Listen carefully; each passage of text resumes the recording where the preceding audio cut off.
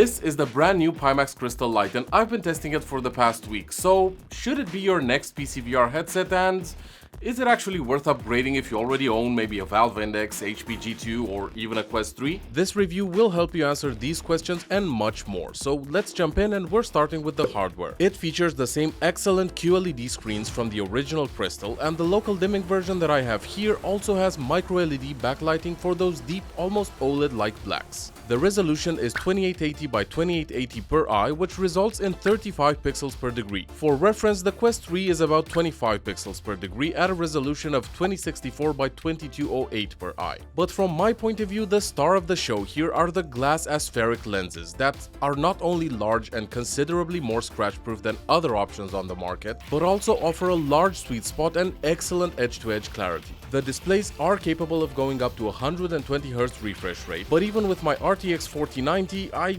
generally prefer dropping it to 90Hz and keeping the full resolution while also maxing out in-game settings, but maybe that's just me. Since we don't have a battery here like we did on the Crystal, thank God, the connection to your PC is super straightforward with just one DisplayPort and one USB cable required. Because this is strictly a PCVR headset now, not only is the battery gone, but also the standalone hardware, resulting in a whopping 310 grams less weight overall. And you can really feel the difference, but we'll talk about comfort in a minute. Two other features that are now gone, mostly to drive the cost down, are the automatic IPD adjustment, which has been replaced by this manual one. I personally prefer this route since I can just set it once and forget about it, and if it means even less weight, I'm all for it. The second feature that has been removed is the eye tracking capabilities, meaning the Crystal Light now only has fixed foveated rendering instead of dynamic. It's a bummer that this is gone, but honestly, if it means more people are gonna be able to afford this headset, then so be it. In terms of audio, mine came with the standard speakers.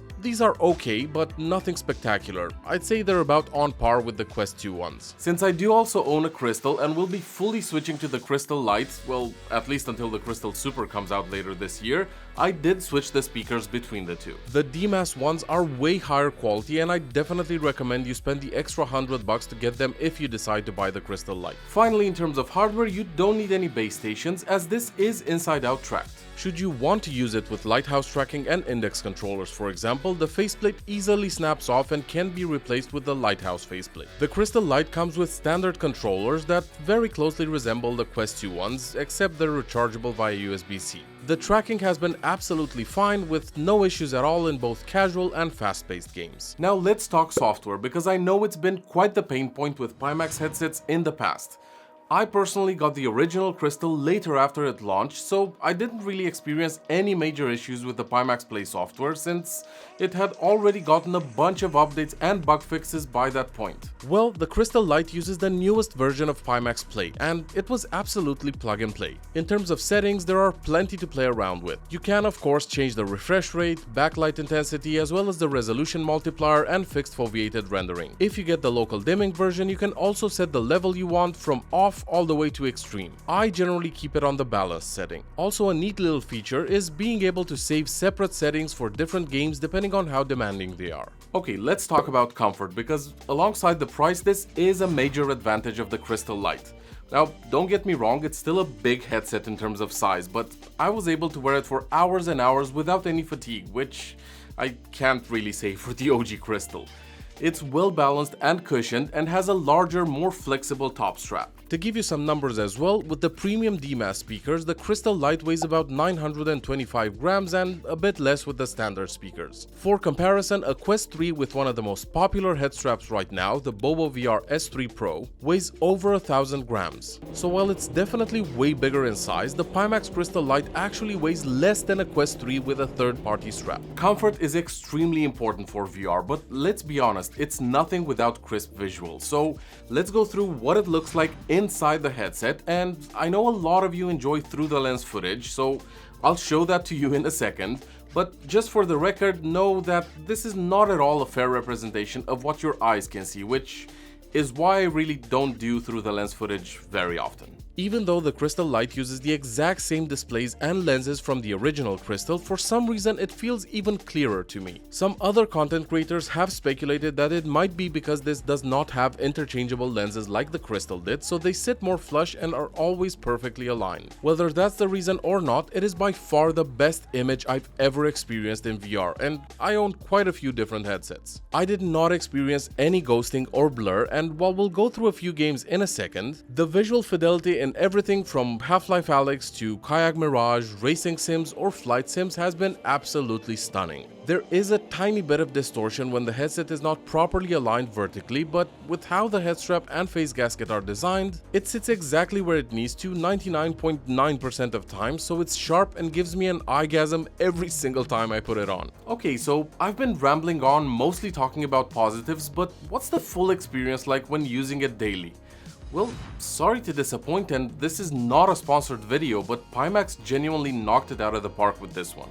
I've had absolutely no issues, disconnections, artifacts, or reasons not to love this new headset. I've tested tens of VR headsets over the years, and there has always been some sort of level of frustration, so I've come to expect it when trying new products. Heck, I even try to always push the products to their limit to find some sort of flaws that I can share with you. But there just haven't really been any here. Well, no, wait, that's not true. The cable is too short at just 4.5 meters, at least for the way I have my PlaySpace set up.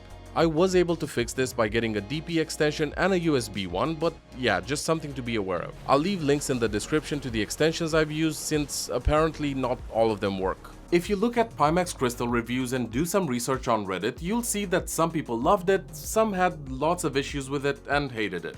Well, with the Crystal Light, I could not personally find anyone who said they didn't like it, and Pimax are actually doing a roadshow currently in the US where you can test it out for free. The European roadshow is now over, but here are some of the reactions people had when trying it.